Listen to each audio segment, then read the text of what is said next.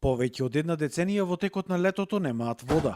За да ги одржуваат основните хигиенски потреби користат вода од бунари, која бактериолошки не е исправна, а поради оваа состојба често пати дечињата добиваат и кожни заболувања. Вода за пиење полната од соседните села Ерековци или Подмол. Вака, како пред 100 години, живеат жителите на прилепското село Канатларци, кое има над 2000 жители. Азем Текешановски вели дека најмногу се плаши за своите деца. Го гледате водата што е, заради ова вода ние страдаме. Значи ова вода дали се употребува за децава. И ова вода ги лееме од бунарите, од полските бунари. Иако имаат направено купатила, велат дека ретко ги употребуваат. Секоја куќа има во дворовите пластични канистри, кои се полнат со техничка вода, перат на раце или пак со постојано надополнување со вода на машините за перење. Први клаваме, така периме.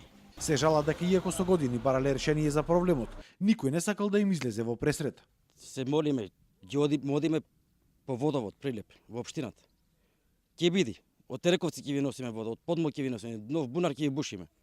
Тоа години не лажат.